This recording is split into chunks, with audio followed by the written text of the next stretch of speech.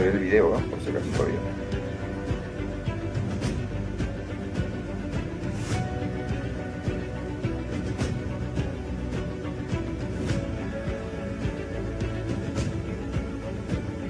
No se escucha, Juan Carlos.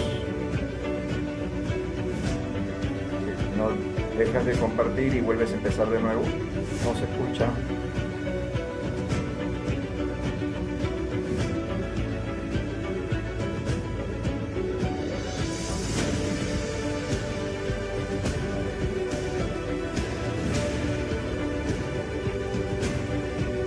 Empecé la cama no se ve, tampoco no se ve.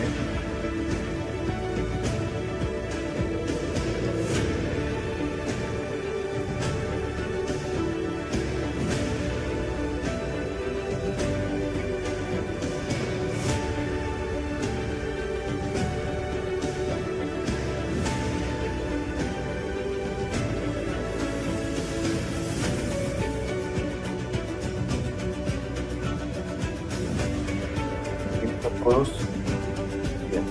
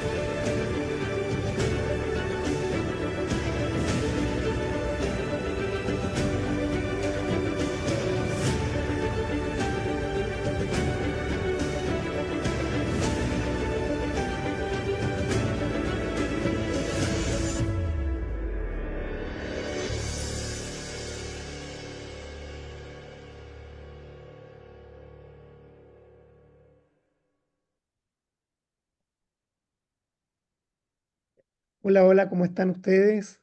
Le damos la bienvenida a cada uno de ustedes, pastores, amigos, hermanos, y quizás por primera vez estás aquí con nosotros participando de este webinar que las CBU, SBU presentan en viernes a viernes.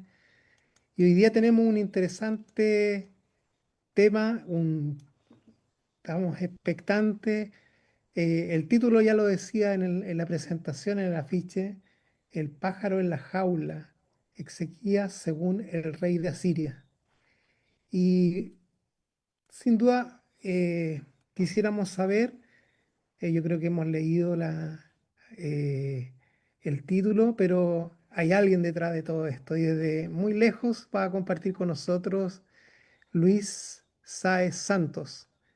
Es un investigador postdoctoral en asiriología con experiencia en humanidades digitales. Bueno, para los más expertos van a entender, pero yo aquí quedo sin entender, él nos explicará en algún minuto.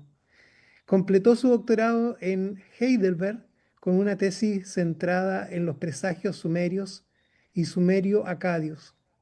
Durante su doctorado pasó un año en Israel, donde participó en el Digital Pastas Lab como parte de un programa de humanidades digitales. Combina su experiencia filológica con habilidades técnicas avanzadas en procedimientos de imágenes 3D, XML y tecnología web. Participó en el proyecto EBL, Electronic Babylon Library, enfocado en la digitalización de la literatura cuneiforme. Desde su inicio hasta su finalización, tras obtener su doctorado, colaboró en proyectos de digitalización en la biblioteca de Wolfenbüttel y en la Universidad de Jena. Desde abril de este año, forma parte del proyecto de Leipzig Acadian Dictionary, cuyo objetivo es crear el primer diccionario digital para el acadio. En este proyecto se enfoca en el desarrollo, conceptualización e implementación de la infraestructura digital para el diccionario. Así que ya leído su interesante y desafiante currículum, les presentamos a Luis Sáenz Santos, que le doy el pase para que pueda compartir a cada uno de los que ya se han ido integrando. Muchas gracias, hermano.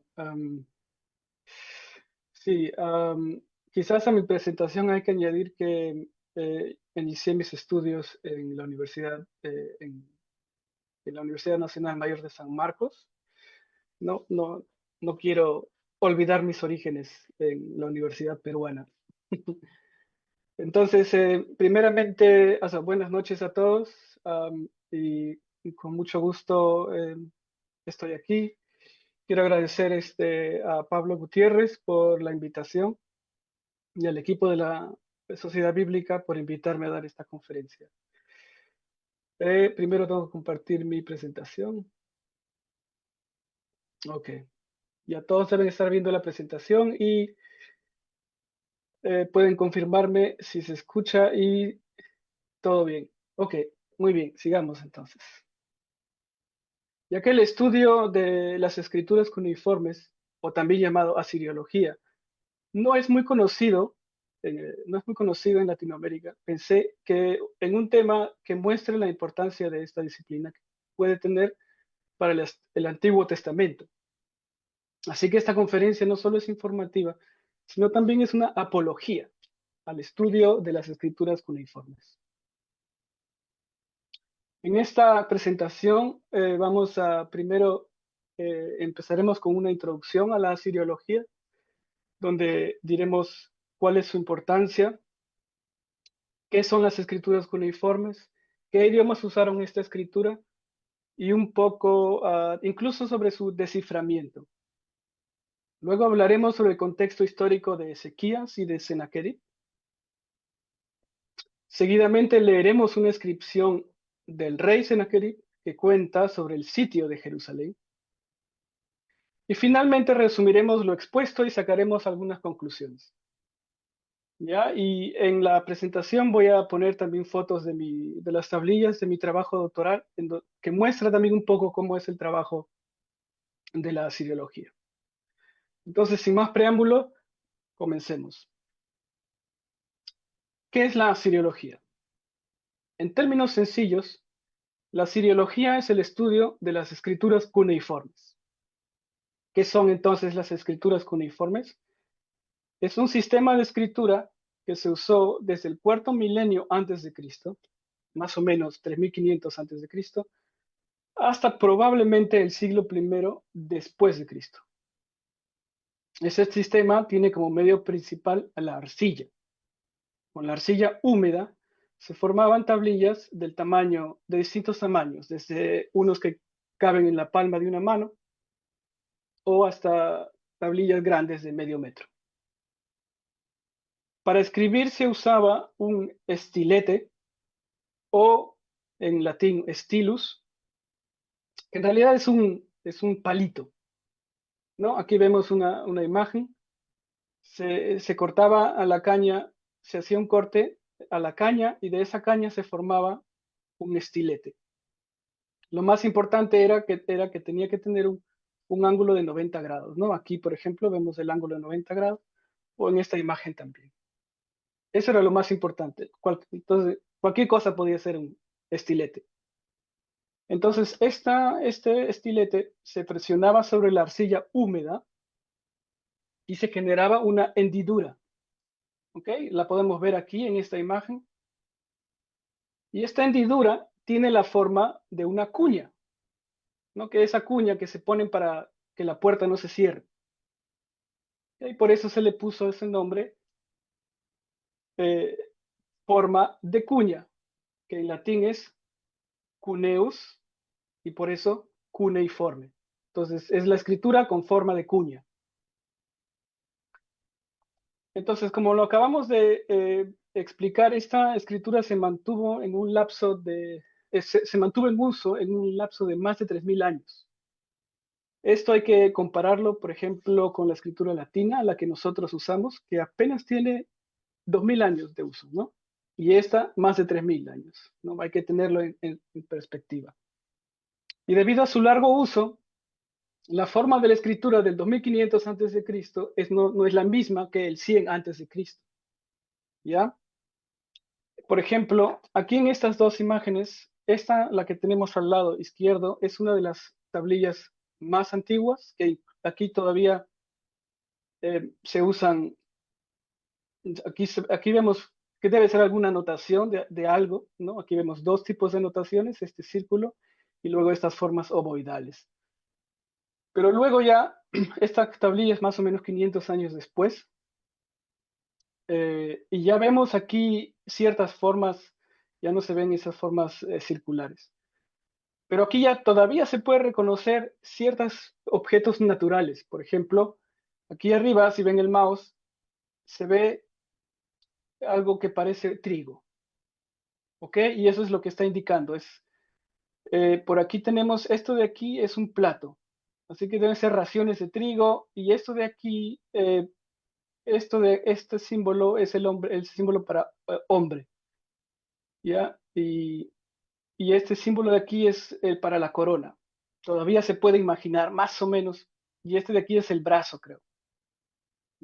Todavía se puede imaginar más o menos estas pictogramas, pero ya luego, esto es más ya 500 años después, y ya la escritura ya es mucho más abstracta, y ya se puede ver la forma de la cuña.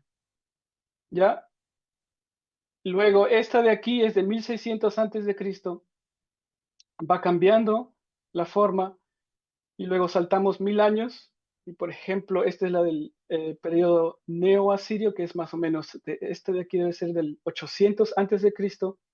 Es una tablilla mucho más grande, más compleja, y esta viene de la biblioteca de Asurbanipal. Luego esta es del 600 antes de Cristo más o menos, viene de Babilonia, del tiempo de Nabucodonosor. Ya vemos, ya la escritura es distinta, ¿no? Y por ejemplo, ¿por qué decimos que la escritura se usó hasta el 100 después de Cristo? Por esta tablilla. No he conseguido el original, esta es una copia, el original, pero para que tengamos una idea cómo se veía el original, esta es otra foto de una tablilla de 10 años antes, o sea, 10 años antes que esta, es 10 años antes que esta. Entonces, ¿cómo sabemos que tienen 10 años de diferencia? ¿Por qué? Porque este texto contiene las posiciones de los planetas con respecto a las constelaciones. Entonces está anotando cada día en qué posición está el planeta con respecto a ciertas estrellas de ciertas constelaciones. Entonces, como son medidas exactas y sabemos cómo lo han medido, se puede medir, se puede hacer una calculación de qué año es, y se sabe que este es el 75 después de Cristo. O sea, se puede sacar con exactitud el 75, y esta, que es lo mismo, son almanaques, así se le llamaba, es del 67 antes de Cristo. Justamente porque están anotadas las posiciones de las estrellas, de los planetas. Entonces, eh, me estoy escuchando. Ok.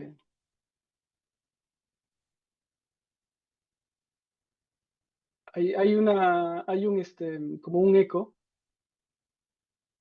Bueno, voy a continuar. Está abierto un micrófono. Ok. Entonces, ¿qué lenguas usaron la escritura cuneiforme? Primero el sumerio. Quizás ellos lo inventaron, no sabemos. Luego el acadio, otros idiomas como el hitita y el hurrita. Pero los más importantes de estos dos son el sumerio y el acadio.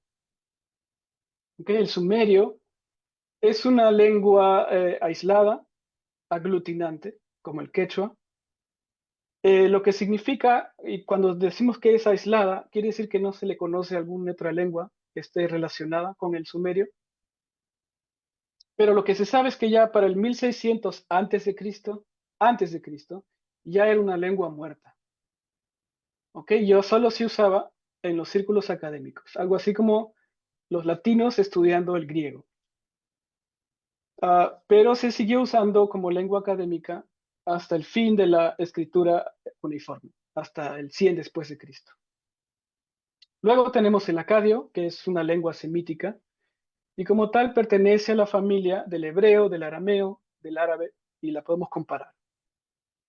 Y también se usó hasta el final de la escritura cuneiforme. Sin embargo, ya para el 600 antes de Cristo, ya había sido reemplazada por el arameo. Ya no se hablaba el acadio. No recordemos en qué idioma está escrito el libro de Daniel, ¿no? En arameo. Ya no lo escribió en acadio, porque ya nadie hablaba acadio probablemente. Entonces fue reemplazada por el arameo. Entonces, como mencioné antes, la escritura se usó, tenemos esta tablilla que se puede datar al 100 después de Cristo más o menos. Quiere decir que se habrá usado un siglo más, ¿ya? Pero en algún momento se olvida y ya nadie sabía cómo leerla y se olvidó por completo. Y no es recién, sino hasta el siglo XVII, en donde los primeros, unos exploradores europeos viajan hacia China, pasando por Persia o por Bagdad. Y ahí empiezan a ver los primeros informes de una escritura que ellos llaman de forma piramidal. Pero no es sino hasta el 1849 cuando un diplomático inglés descubre la ciudad de Nínive. Hace excavaciones allí y descubre la ciudad de Nínive. Y lo más importante es que desenterró el palacio de Asurbanipal, y no solamente el palacio, sino la biblioteca de Asurbanipal, en donde él encontró miles de tablillas y otros objetos con textos, con inscripciones. Esos textos fueron enviados a Londres y hoy se pueden ver en el Museo Británico. Lo relevante es que a partir de esta cantidad de texto que se encontró en Nínive, muchos investigadores intensificaron sus esfuerzos para descifrar la escritura. Ya habían habido intentos de descifrarlo antes, pero la gente no estaba segura porque decían, la escritura cuneiforme tiene algo particular, es que un signo puede tener varios valores fonéticos. O sea, un signo se puede leer como A, como Pa o como, no sé, como Shu, pero depende del contexto. Entonces había gente que decía, no puede ser que una escritura tenga funcione así. La cosa es que en 1857 la Real Sociedad Asiática de Londres organizó un concurso en donde se enviaron copias de un texto que se habían descubierto en las excavaciones de Nínive, y copiaron el texto y se lo enviaron a 4 eruditos que afirmaban haber descifrado la escritura cuneiforme. Se las enviaron, nadie sabía quién era el otro que estaba descifrando, y luego de un tiempo todos enviaron su traducción, y cuando leyeron la traducción vieron que todos se parecían mucho y que la traducción era coherente. Así que ese concurso demostró que ya se había descifrado. Ahora bien, inicialmente, dado que los textos venían de Nínive, se pensaba que era Asiria. Entonces se le llamó al idioma asirio. Y a la disciplina que estudiaba los textos asirios se le llamó asiriología. Sin embargo, pronto se dieron cuenta de que no solo era el asirio, sino también una lengua que hoy se le conoce como el babilonio estándar, y que el idioma no se le llamaba asirio, sino se le llamaba acadio. O sea, los mismos asirios llamaban su idioma acadio. Y que había un dialecto más, o sea, aparte del asirio, del babilonio estándar, había el dialecto babilonio. ¿Ya? Así que, y luego de eso se descubrió de que había una lengua más allí, que era el sumerio. ¿Ya? A pesar de todas estas distinciones que se encontraron, el nombre de la disciplina se quedó asiriología, ¿no? Se podría llamar otra cosa, se podría llamar filología cuneiforme o babilonología, también se podría llamar. Pero ya se quedó así. A todo esto, ¿por qué es importante la asiriología? Porque el estudio de las escrituras cuneiforme nos proporciona nueva información, otra perspectiva y un mejor entendimiento del vasto mundo del Antiguo Oriente. Por consiguiente, nos ayuda a entender mejor el contexto del Antiguo Testamento e incluso del Nuevo, en muchos casos también. La asiriología expande nuestros conocimientos en áreas que la Biblia no detalla, ¿ok? Nos ayuda. Y esto lo vamos a ejemplificar con una inscripción del rey Sennacherib, escrita en acadio. Pero antes de eso, vamos a ver un poco el contexto histórico. Así que, primero empezamos con Ezequías. Sobre Ezequías no necesitamos decir mucho, ¿no? Es un viejo conocido, ¿no? Espero que lo hayan leído en su escuela dominical o en sus lecturas diarias. Rey de Judá, entre los años 761 al 687 antes de Cristo, ¿no? Los libros de Segunda de Reyes y Segunda de Crónicas, así como algunos capítulos de Isaías, nos detallan sus actividades religiosas, políticas y constructoras, ¿no? Porque sabemos que él fortaleció y expandió Jerusalén, ¿no? Construyó el famoso acueducto de Siloé, que hoy se puede visitar en Jerusalén. Si tienen la oportunidad de ir, vayan, no pierdan la oportunidad de ir al acueducto de Siloé, donde se puede leer in situ la inscripción que ahí dejaron los constructores, aunque el original está en Istambul, pero ahí hay una copia.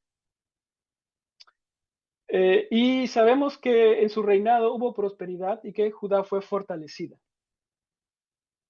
Y esto es un detalle interesante, ¿no? Porque la Biblia termina siempre su relato diciendo que y este rey hizo lo bueno ante los ojos de Jehová, o lo malo ante los ojos de Jehová. Que eso nos dice que es una interpretación teológica de los hechos del rey. A eso vamos a volver en un momento. Ahora vamos a Sennacherib. Sennacherib fue hijo de Sargón II. ¿Ya? El nombre Sennacherib en acadio es Sin Age Eriba, que significa Dios o sea, que significa Sin, o sea, el dios de la luna, Sin me ha reemplazado a los hermanos, que lo que podría indicar que sus hermanos mayores fallecieron antes que Sennacherib naciera. Sennacherib consolidó su poder tras la muerte repentina de su padre, Sargón II, que había muerto en el campo de la batalla. Fue un hecho muy traumático para los asirios, porque el cuerpo, el cadáver del rey nunca se recuperó y se consideró un pecado, que Sargón había cometido algún pecado, o fue un castigo o algo así. De Sennacherib conocemos 8 campañas militares, ¿ya? Y uno de sus hechos más notables es la destrucción de Babilonia. Él destruye Babilonia después de una revuelta y luego, posteriormente, los eruditos, ya 100, 200 años después, interpretan esto como un gran pecado, ya contra un gran pecado contra los dioses de Babilonia. Que a Babilonia siempre fue la Atenas de Mesopotamia, ¿ya? Era el centro religioso y cultural intelectual del Antiguo Oriente, incluso más que Nínive. Entonces, y sabemos que Sennacherib fue asesinado por su hijo Ardamulisu, ¿ya? Eso también se menciona en el libro de Reyes, ¿no? Que su hijo Adramelech lo asesina, ¿no? Al parecer, Ardamulisu cometió este regicidio luego de haber perdido el estatus de príncipe heredero. Él iba a ser el rey, pero en algún momento Sennacherib decide cambiarlo por Asarjadón, que después se convierte en el rey. Quizás esto le induce a querer asesinar a su padre. Las razones exactas de este cambio no se conocen, solo se puede especular. Entonces, una nota más acerca de las fuentes que tenemos. ¿Ya? Es crucial recordar que la Biblia no es un libro de historia, ¿ya? Es más bien una interpretación teológica de las acciones de los reyes de Israel y de Judá. Pero esto no niega su exactitud histórica, ¿ok? Lo que la Biblia nos cuenta es correcto, pero no nos cuenta todo, ¿ya? Solo nos está contando lo que el autor de la Biblia quiere contarnos, ¿ya? Su objetivo principal no es describir el contexto geopolítico y social de su época, ¿no? Es una interpretación teológica, como nos dijimos antes. Ahora bien, las fuentes asirias tampoco son fuentes neutrales u objetivas, ¿no? Sino por el contrario, tienen como objetivo engrandecer a su propio rey y sus hazañas, ¿no? Exagerar las victorias y los botines y evitar a toda costa los fracasos. Aunque contiene una verdad histórica, ¿no? Sabemos que si el texto nos dice Sennacherib sitió Jerusalén, la sitió y esa es la verdad que nos cuenta, ¿no? Aunque ahorita vamos a ver cómo lo cuenta. Entonces, vamos a leer este texto, o mejor dicho, una parte de este texto, ¿no? Esto de aquí es lo que se llama un prisma, ¿ya? ¿Por qué? Porque tiene 6 lados. Si lo ven aquí, estos solamente son 3 lados y el objeto tiene 3 lados más atrás, ¿no? Si vemos otro prisma, vemos aquí que más o menos se pueden ver que hay 3 lados más. Este prisma se le conoce como el prisma de Taylor porque fue adquirido por un cónsul británico, el coronel Robert Taylor, en Bagdad en el año 1830, ¿no? Antes de las excavaciones de Henry Layard en Nínive. Y es importante mencionar también de que este texto no estaba escrito para ser expuesto en algún lugar. No era un depósito de fundación. ¿Qué quiere decir eso? Que cuando alguien construía o renovaba un palacio o templo, se ponían estos prismas en el fundamento de ese palacio o de ese templo. ¿Para qué? para que los reyes futuros, cuando los reyes futuros también renueven el palacio, vean quién lo ha construido. ¿Ya? Se sabe de que los reyes buscaban, cada vez que renovaban un templo, buscaban estos objetos, ¿no? Y para saber quién lo construyó y lo volvían a deponer, ¿ya? Y ponían el suyo aparte de eso. ¿Ya? Este prisma, el prisma de Taylor, narra 7 de las 8 campañas que conocemos de Sennacherib. ¿Ya? Y así como este prisma, existe un ejemplar igual en Chicago, en el Museo de Chicago, y paradójicamente en el Museo de Jerusalén. El de Jerusalén es este. ¿Ya? Como vemos que no está completo, ¿no? Es fragmentario. Pero el de Taylor está completo. Eso quiere decir que estos textos también se producían en masa, ¿ya? Para ponerlos en todos lados. Entonces, ¿qué vamos a hacer? Vamos a primero leer la introducción. El texto empieza, ¿no? Un momento. Empieza aquí, ¿ya? Y vamos a leer primero la introducción, que es esta parte. Ahí, luego de ahí empieza la primera campaña, que no la vamos a leer, y de ahí nos vamos a pasar a la tercera campaña, que empieza ahí. ¿Ok? Así que, sin más preámbulos, comencemos con la lectura de la introducción. El texto está escrito en acadio, ¿ya? Y dice: Sennacherib, rey grande, rey poderoso, rey del universo, rey de Asiria, rey de los 4 confines de la tierra, pastor capaz, el favorito de los grandes dioses, guardián de la verdad, amante de la justicia, proveedor de socorro, el que corre a asistir al débil, el que se esfuerza por hacer lo bueno, varón perfecto, viril guerrero, príncipe entre todos los gobernantes, abrazadera que controla al insumiso, el que ataca al enemigo con relámpagos. El dios de Asur, gran montaña, me concedió una majestad sin igual. Delante de los que se sientan en estrados, engrandeció mis armas, desde el mar superior del sol poniente hasta el mar inferior del sol saliente, puso a mis pies la totalidad de las cabezas negras. Y los gobernantes reacios tuvieron miedo a pelear contra mí, abandonaron sus villas y como murciélagos volaron a las grietas solos, a lugares inaccesibles. Esa es la introducción, y como podemos ver, en realidad es una autoalabanza, ¿no? Del rey asirio. Él se presenta como un rey piadoso, compasivo, justiciero y guerrero, mientras se designa también como el favorito de los dioses y el escogido por Asur para gobernar. Luego de esto empieza la primera campaña, que es contra Babilonia, contra un personaje conocido por nosotros, que es Merodach Baladán, mencionado en Segunda de Reyes, ¿no?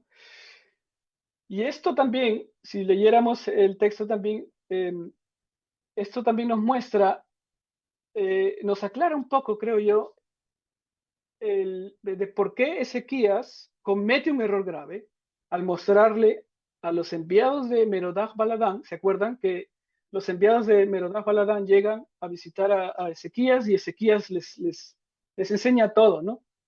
Ellos están varios días y les enseña el palacio de los tesoros del palacio, los tesoros del templo, y luego viene Isaías, el profeta, y le dice: ¿quiénes son estos hombres y qué han hecho contigo? Y él dice: estos son los emisarios de Merodach Baladán y les he enseñado todo. Y Isaías le critica: ¿por qué has hecho eso? Y entonces ese texto nos muestra de que Merodach Baladán es el archienemigo de Sennacherib, es el archienemigo de los asirios. Entonces, lo que ha hecho Ezequías al recibir a los emisarios, a los mensajeros de Sennacherib, es que él se posiciona abiertamente en el lado rebelde. Él está en el lado anti-asirio. Y luego vamos a ver que eso es más claro después en la tercera campaña. Luego en la segunda campaña se dirige a los montes Sagros y pacifica ahí la zona. Y en la tercera campaña, el 701 a.C., se dirige hacia Canaán y a Judá. ¿Ya? Y ahí vamos a empezar la tercera campaña. ¿Qué dice? En mi tercera campaña me dirigí a la tierra de Hati. El temor del resplandor de mi señorío envolvió a Luli, rey de la ciudad de Sidón, y huyó lejos, al medio del océano. Aquí hacemos una pausa. Aquí vemos que Sennacherib se dirige hacia Siria, es así como se le llamaba a Hati, y llega a la ciudad de Sidón, la que también se menciona en la Biblia, ¿no? La cual conquista tomando ciudad tras ciudad, eso lo leemos en el relato, y luego se mencionan a las ciudades, a los, los reinos de Arwad, de Biblos, Ashdod, Moab, Edom y Amurru, que le traen los amorritas, ¿no? Que le traen los presentes y tributos a Sennacherib. ¿Ya? O sea, se muestran su lealtad a Asiria. Sin embargo, llega a la ciudad de Ascalón, la que no se había sometido al poder asirio.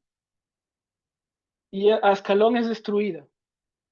Y ponen a un nuevo rey, leal a los intereses de Asiria. Y luego de eso se menciona a otras ciudades, que, o sea, sigue avanzando hacia el sur, y a continuación se menciona a Ecrón, a la ciudad de Ecrón, ¿no? La ciudad de los filisteos. Y aquí en este punto es donde se menciona finalmente a Ezequías. Aquí de nuevamente el mapa, ¿no? El mapa está yendo desde Asiria en dirección hacia Judá, y aquí vemos Arwad, ¿no? Arvada, Sidunu, Sidón, y Ashkelon, Iscaluna, ¿ya? Y seguimos.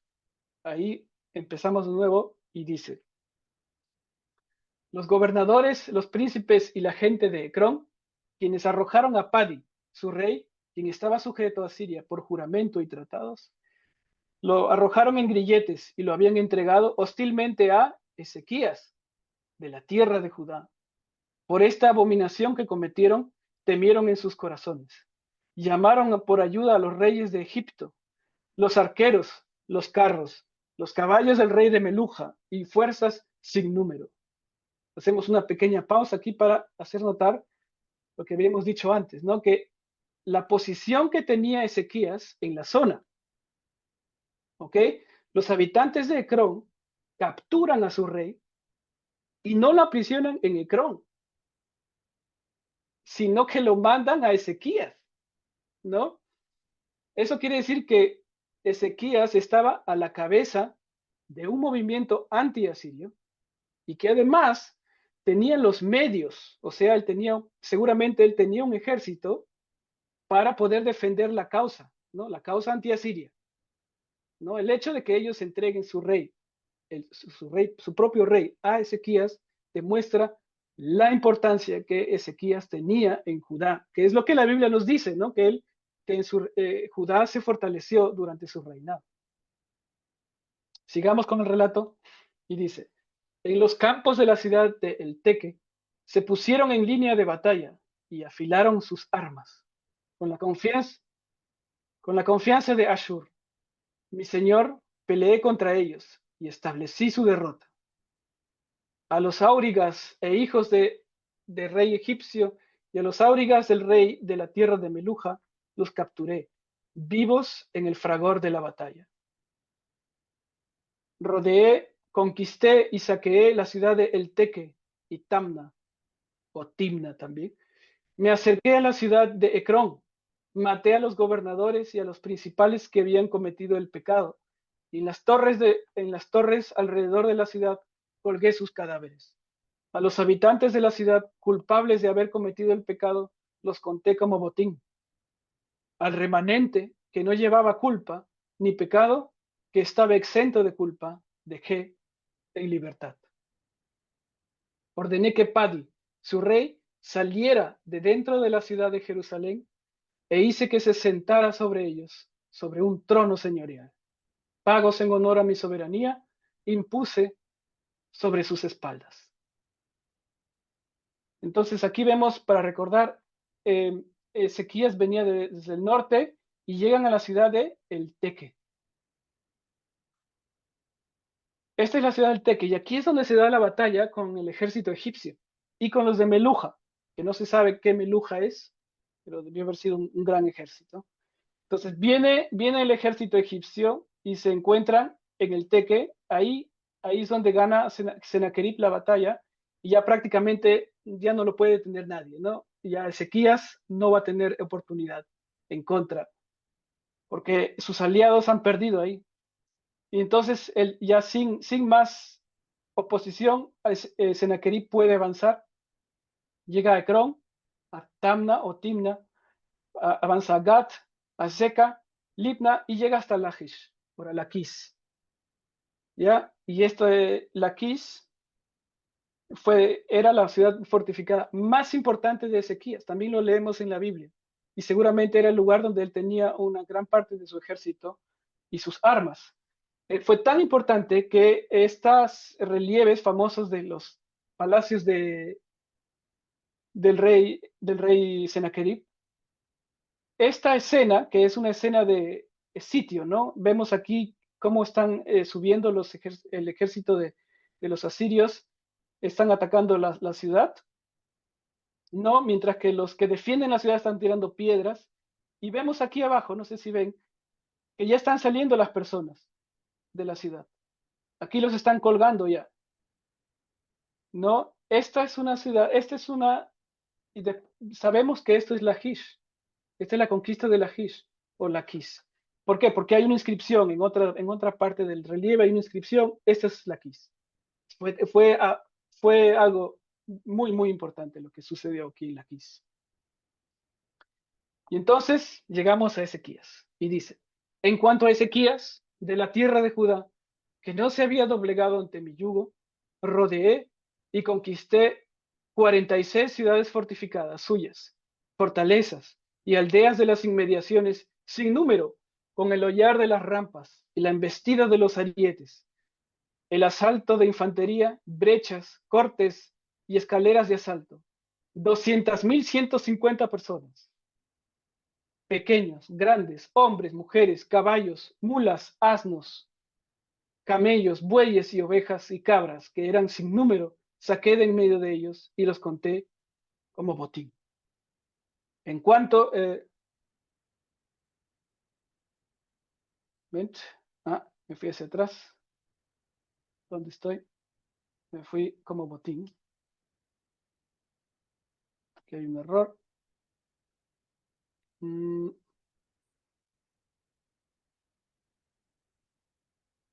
momento. Falta en cuanto a Ezequías de la ciudad, que lo saqué como botín. Esa es. No, ya pasó ya. No, eso acabamos de leer. Aquí hay algo, aquí tiene que seguir el 3:27.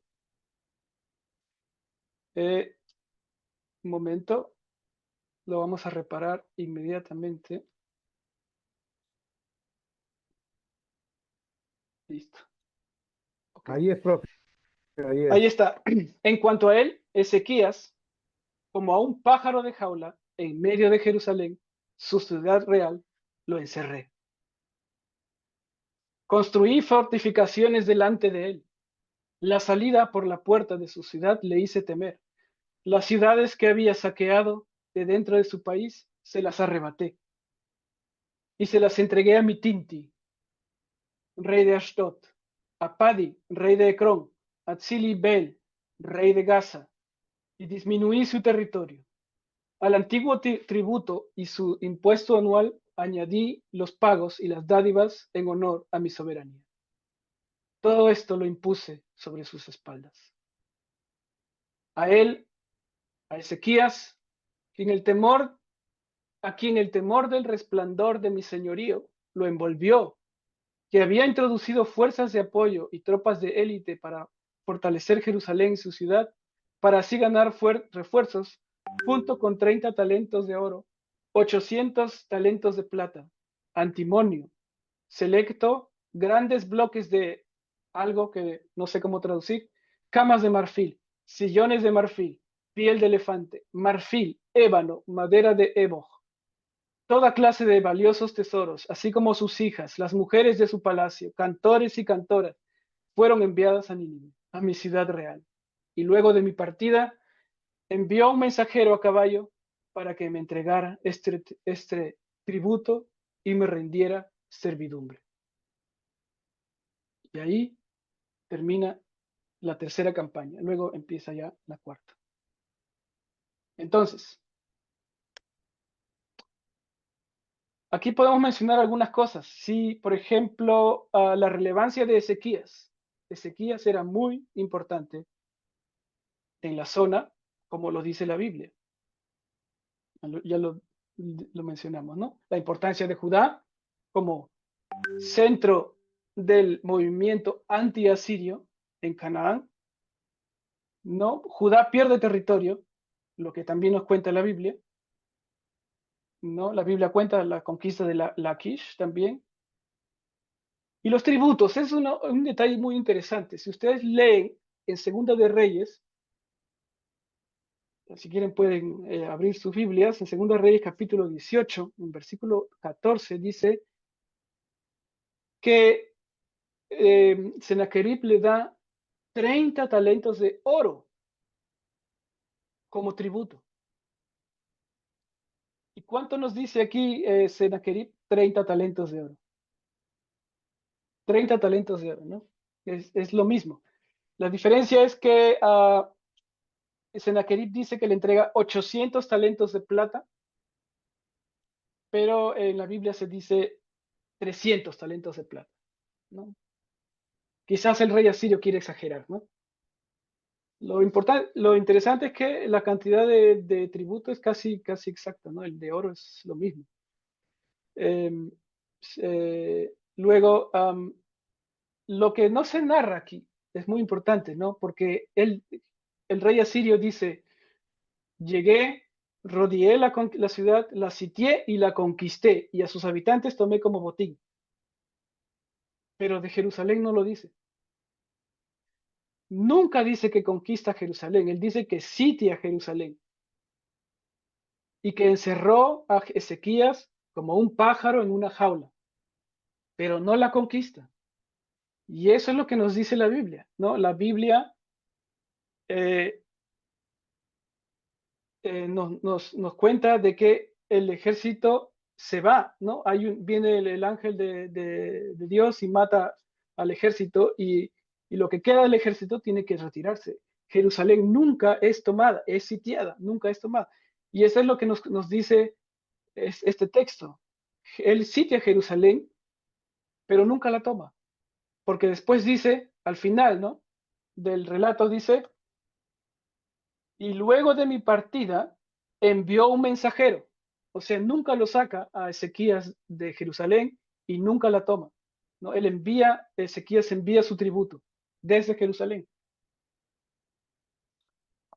Así que Jerusalén en este texto queda ilesa, no es tomada. Así como la Biblia nos lo cuenta, ¿no? La Biblia, para la Biblia es un milagro, ¿no? Viene el ángel del Señor y rescata a Jerusalén. Entonces, hemos realizado un recorrido rápido definiendo qué es la asiriología. Hemos leído uno de sus textos más famosos, el Prisma de Taylor, y hemos comparado uno de los eventos más dramáticos de la historia de Israel, el enfrentamiento entre Ezequías y Sennacherib, un evento único. ¿Por qué? Porque está mencionado en dos fuentes distintas de dos bandos distintos, algo muy especial en la historia, o sea, muy pocos eventos son narrados desde dos perspectivas distintas, ¿no? Entonces, ahora bien, poniéndonos más apologéticos, como dije al comienzo, ¿por qué es importante la siriología? ¿Ya? Porque la siriología es una de las fuentes extrabíblicas más importantes para estudiar y entender el mundo oriental del Antiguo Testamento. ¿Ya? Nos proporciona no solo datos históricos, sino también lingüísticos, ¿no? El acadio se puede comparar con el hebreo, porque son la misma lengua, pero también muchos aspectos de la religión, de la historia, y así muchos otros campos. Pero también hay que añadir una precisión, digamos, una precisión metodológica. La asiriología es una disciplina por el mérito de sus propias fuentes, ¿no? No existe para corroborar la Biblia, ¿ya? Aunque se puede usar para ese fin. Esa es una gran diferencia, ¿ya? Del mismo modo, nuestra fe no se basa en que la Biblia esté comprobada, ¿no? Sino porque creemos en ella. Porque la Biblia lo dice, por eso creo. No porque la Biblia esté comprobada, por eso creo, ¿no? Por supuesto, la comprobación de un hecho histórico nos fortalece en la fe, pero no nos hace creer necesariamente. Algunos, puede ser el caso de que sí, ¿no? Pero primero es el oír, ¿no? Como dice la palabra. Así que hay que diferenciar aquí. Entonces, volviendo al caso de Ezequías y Sennacherib, hemos visto lo importante que era Jerusalén, ¿ya? Lo importante que era Judá, que Ezequías era uno de los reinos más fuertes, ¿ya? Eso lo sabemos de la Biblia y de la inscripción asiria, ¿no? Y que Ezequías era un líder clave en la resistencia anti-asiria. Eso lo sabemos de la inscripción asiria, y no tanto de la Biblia, sino de la inscripción asiria. Y los dos nos muestran, a su manera, ¿no? que Jerusalén no es conquistada. Hemos visto que la inscripción asiria nunca evita decirlo, ¿no? Simplemente me dice que llegué a la ciudad, la sitié y Ezequías me dio los tributos. No dice, no pude conquistar la ciudad, porque evita hablar de los fracasos. Y así que este contraste con las dos fuentes nos ha dado más información, ¿ya? Acerca de este evento. Y una nota al final, sabemos que el rey, como lo dije al comienzo también, que Sennacherib fue asesinado por su hijo Ardamulisu o Adramelech años después, ¿no? Cuando ustedes lean el relato bíblico en Segunda de Reyes, pareciera que el asesinato ocurre inmediatamente después del sitio a Jerusalén, porque la Biblia dice que él llega a Jerusalén y no la conquista, vuelve y es asesinado. Pareciera que es algo inmediato, pero con eso nos ayuda las fuentes también, que sabemos que él vivió luego del sitio de Jerusalén 20 años más. Ya tuvo 5 campañas más. Pero sabemos que muere asesinado por su hijo, como lo dice también la Biblia, ¿no? Y con eso concluimos la exposición. Muchas gracias.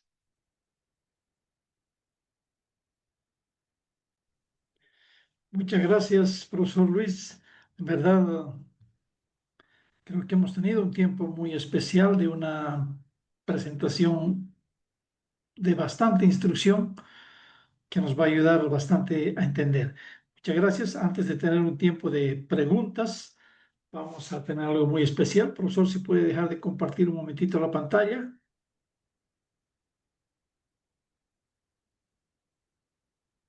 Perfecto. Voy a rogar a Juan Carlos que me ayude con un texto bíblico que siempre nosotros hemos ido presentando como Sociedad Bíblica Unidas, el texto que quisiéramos esta noche, esta tarde, para muchos, dar lectura. Por favor, Juan Carlos, póngame el texto en pantalla.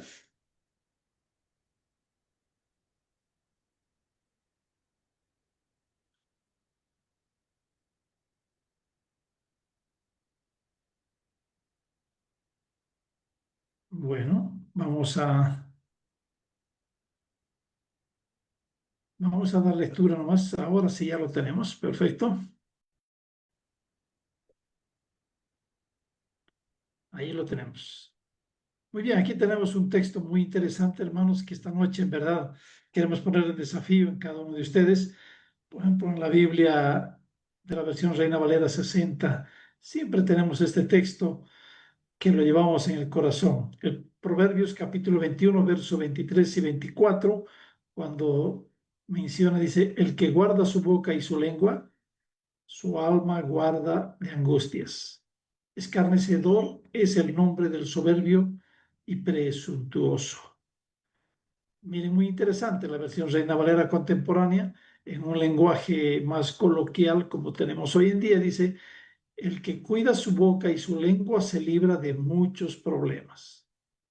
El que es burlón y soberbio también se le llama insolente. Qué interesante. Entonces, ahí tenemos una presentación y una motivación para cada uno de ustedes, hermanos, para poder tener una experiencia con el texto bíblico. Y a propósito de esto, en verdad quiero presentarles una Biblia que sin duda nos va a motivar, nos va a llevar al corazón. Es la Biblia multiversión. Probablemente usted la tiene en su biblioteca, un ejemplar de aquello. No sé si estamos listos también, Juan Carlos, con la Biblia multiversión.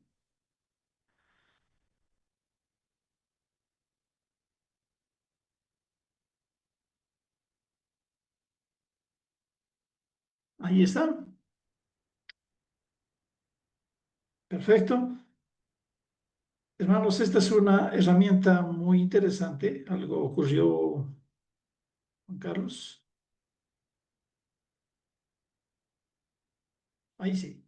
Esta es una herramienta muy interesante, hermanos, que queremos presentarle a usted como siervo del Señor, que pueda tener la oportunidad de tener una Biblia, pero una Biblia con 4 versiones. Tenemos la Reina Valera 60, la Reina Valera contemporánea, la versión Dios habla hoy y la versión traducción en lenguaje actual. Muy interesante para aclarar, para meditar, para ver y reflexionar lo que es el texto bíblico, hermanos, que tenemos. Entonces, este gran desafío para cada uno de nosotros, queremos presentársela. Visite la Casa de la Biblia en el país donde usted se encuentra y pregunte sobre la Biblia multiversión, que va a ser sin duda de mucha ayuda para cada uno de ustedes. Muy bien, hermanos, vamos a tener un tiempo de preguntas y bueno, la verdad es que nunca he temblado tanto como esta noche, hermanos, porque hay mucha historia. Hay algunas preguntas muy interesantes que las han perfilado, pero algo que está preguntando una persona y dice, no puedo un poquito comprender esto desde la mirada del rey Asiria que usted mencionó, especialmente Sennacherib. Dice que Ezequías, te he dicho que era realmente una persona buena, se lo ha mencionado. Ahora, pero que Sennacherib era un rebelde político, era un obstáculo militar. Y prácticamente en este texto se mencionan las escrituras tomando como ejemplo el prisma de Taylor que usted mencionó en una de sus lecturas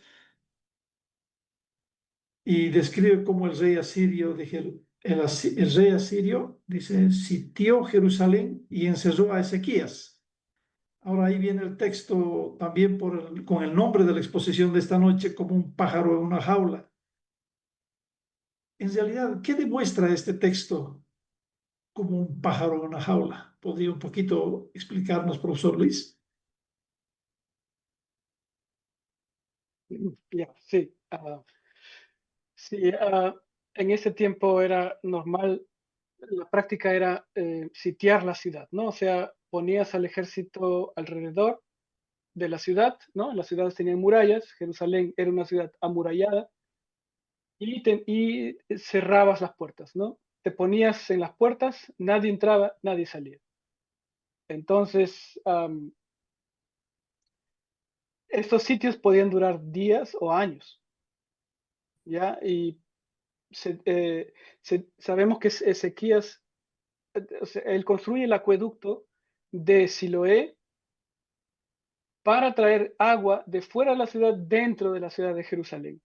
Y eso le ayuda también a resistir el asedio, porque dentro de la ciudad tiene agua. ¿Ya? Pero él dice, Sennacherib dicen, él en sus propias palabras, ¿no? Hace que tenga miedo salir a la puerta, ¿no? Literalmente dice ahí que hace el salir un tabú, ¿ya? O sea, nadie puede salir ni entrar. Entonces él está enjaulado en su ciudad real. Él no puede hacer nada. Ezequías está prácticamente derrotado y por eso es un pájaro en una jaula. Esa es la traducción literal de ese texto, ¿no? Es un pájaro en una jaula. Pero ahí falta, ¿no? Falta, no conquista la ciudad. Eso es lo que falta allí. Él debe decir, encerré a Ezequías en Jerusalén como un pájaro en una jaula, conquisté la ciudad y destruí la ciudad. Lo que siempre hace, si uno lee toda la inscripción, es lo que él hace. Llega, conquista y destruye y se lleva todo como un botín. Esas son sus tres frases. Pero aquí no, todo chévere, que Ezequías está como un pájaro en una jaula, no puede salir ni entrar, pero no la conquista. Perfecto. Muchas gracias, profesor. Ahora, aquí hay una pregunta de contraste también muy interesante. En el prisma de Taylor que nos mostraste en la segunda parte que leíste, dice, este documento con informe está hablando de la campaña del Sennacherib contra Judá. Ahora, en realidad estos reyes eran mentirosos porque no admiten que Jerusalén no fue tomada, por eso no quieren hablar. Pero sí un poquito después ellos mismos hablan sobre los relieves, las figuras que hay de Nínive que se están subiendo, bajando, como nos mostraste, y que muestran la brutalidad de sus conquistas, su desprecio por los reyes que se resistían. ¿Por qué razón? ¿Habrá algo más que no se quiso decir de los reyes al no mostrar lo negativo de sus campañas? Pero sí era victoria para ellos. Sí, esa era una práctica muy común, ¿no? De los reyes, incluso hoy, ¿no? Cuando un presidente en el Perú, en el Día de la Independencia, el presidente suele dar su discurso, ¿no? El discurso por la independencia. Y yo busque las transcripciones de estas conferencias y seguramente podrá encontrar contar con una mano en qué presidente ha hablado de sus errores en el transcurso del año, ¿no? Nadie le gusta hablar de sus errores, ni hoy, ni ayer, ni hace 1000 años. Entonces, sí tiene razón, eso es una mentira, sí, pero era la práctica común. No solo lo encontramos en los asirios, ¿no? Y esta brutalidad que vemos aquí es también era también algo común, ¿no? O sea, estos empalamientos no es algo típico asirio. Los asirios han pasado la historia como muy sangrientos, justamente por estos relieves, ¿no? Y por los relatos bíblicos. Pero no eran mucho más sangrientos que otros, creo. Y por supuesto, eh, como dijimos antes también, mm, estas fuentes contienen una verdad histórica, pero hay que tomarlo siempre con cuidado, ¿no? No, porque no está tratando de mostrar sus errores, sino de decir eh, que ellos son los más grandes. Y es lo que pasa aquí. Todo pasó en Jerusalén, conquista, pero nunca la llega a tomar. Él dice, sí, me envió muchas cosas, me envió tributos y todo, pero no la conquistó, ¿no? Y era la ciudad más importante de esa zona, de Canaán, y no la llega a conquistar. Aunque Lachish es una gran conquista, porque Asiria destruye la coalición egipcia y de Meluja, la destruye en el Teque y después no pasa directo a Jerusalén, sino se va a Lachish. porque la Lachish es como el depósito de las armas y una gran,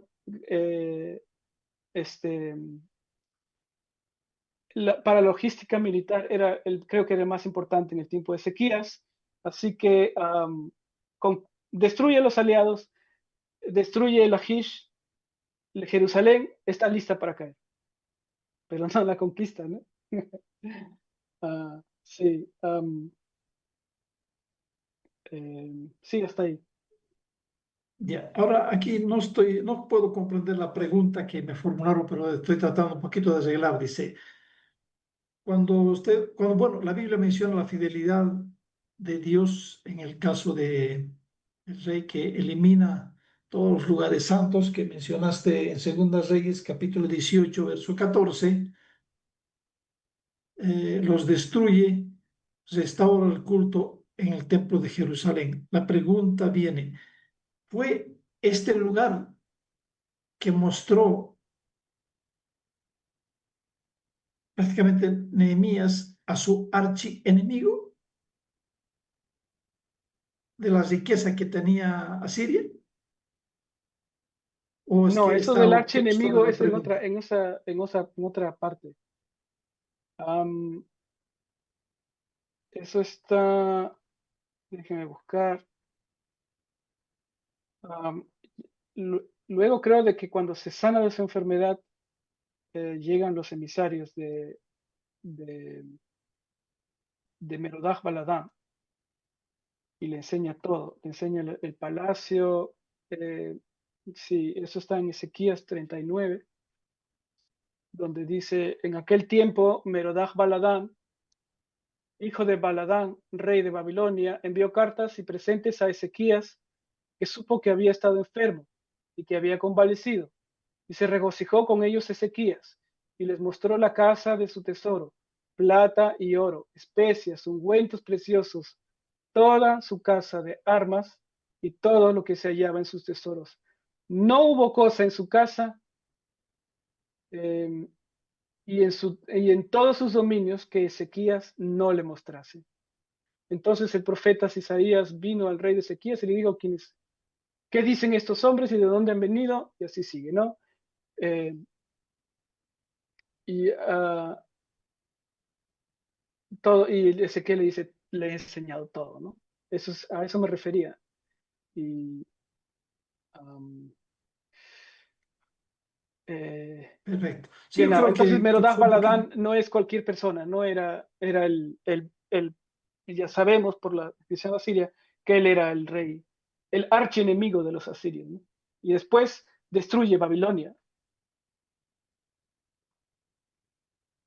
Ya, muchas gracias, profesor. Bueno, tenemos aquí una última pregunta marcada.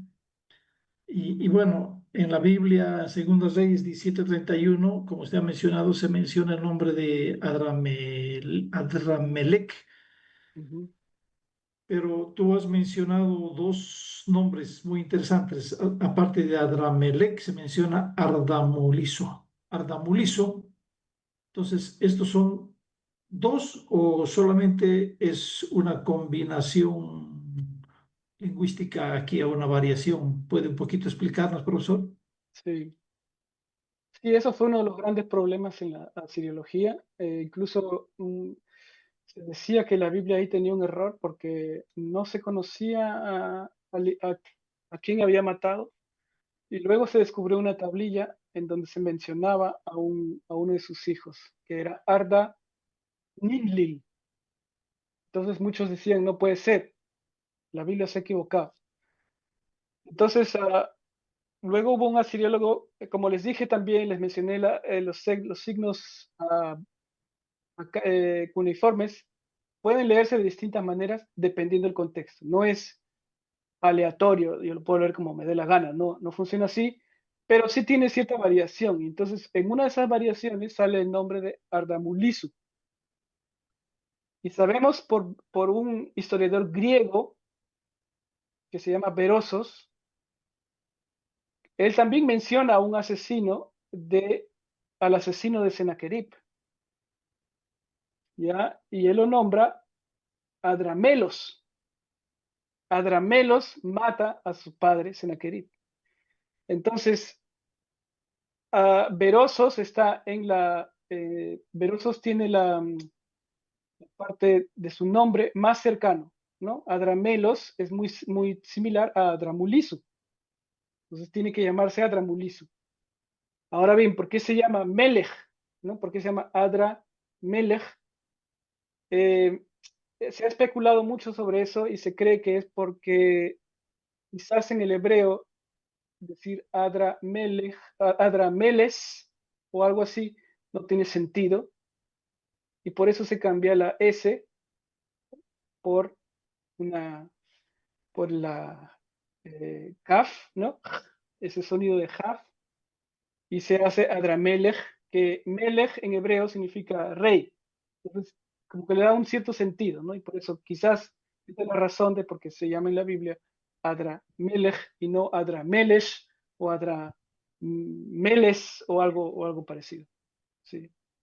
Pero ya se sabe que es, o sea, si bien la Biblia el nombre no es el mismo, pero es lo suficientemente parecido como para decir que la Biblia ahí, el dato de la Biblia es cierto. Es interesante. Entonces, bueno, como hoy en día tenemos problemas con la traducción, podría ser una variación fonética Sí.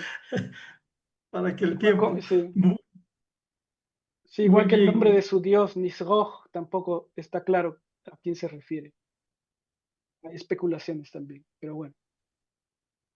perfecto, profesor. Muchas gracias por este tiempo que nos has dado de todo corazón. Sabemos que estás prácticamente como 2 de la madrugada, tú allí en Alemania, pero agradecemos de todo corazón que, bueno, está con la Sociedad Bíblica Unida, estamos instruyendo a la iglesia y bueno, todos nosotros nos regocijamos a través del Ministerio de las Sociedades Bíblicas Unidas con los webinars que tenemos cada viernes y que tenemos cada oportunidad de gozarnos.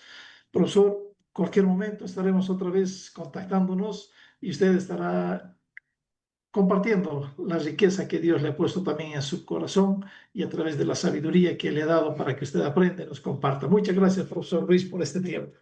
Con mucho gusto, hermano, y hasta la próxima. Sí. Muy bien. Bien, hermanos, este tiempo que hemos pasado esta noche fue muy interesante. Tenemos aún todavía unas 3 cosas que anunciar. Y, y bueno, hay algunas manos levantadas que probablemente son algunas preguntas, pero vamos a dejar un poquito más por el tiempo. Pero quisiera, hermanos, compartirles esta noche a un grupo de hermanos que han registrado su nombre al ingresar a la plataforma y quisiéramos de que aquí en adelante los que ya son amigos antiguos que están asistiendo, ni bien entren a la plataforma, hermanos, registren en el WhatsApp del Zoom su nombre, apellido y la ciudad donde están, porque queremos compartir un recurso bíblico con usted cada vez. Entonces, esta noche han registrado algunos hermanos y permítanme compartir el nombre. Y si usted escucha su nombre, por favor, diríjase a la Casa de la Biblia en su país y diga, he sido beneficiario de un recurso bíblico y va a ser bendecido. Pero empezamos, tenemos al señor Joel Fernández de Bolivia, Eduardo Espada, Guatemala, Juan Hernández, México, Esther Sánchez,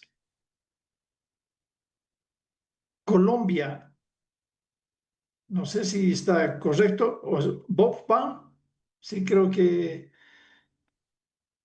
sí, Bob Pan de Colombia, Chile, Doris Soto, de Ecuador, Julie Cruz, Honduras, Josué Sevilla, Panamá, Jorge Isaac. Esos son los nombres de los beneficiarios del recurso bíblico. Acérquese a la Casa de la Biblia y disfrute también junto con la Sociedad Bíblica. Y bueno, ahora sí tenemos un anuncio para admitir la nueva webinar, hermanos, para la semana que viene. Si ustedes recuerdan, la semana pasada habíamos mencionado esta webinar Aquí fue un lapsus linguis, parece, de mi persona, que equivocó el orden de las conferencias, pero sí, ahora vamos a tener la nueva webinar para el 21 de noviembre. Algo está ocurriendo con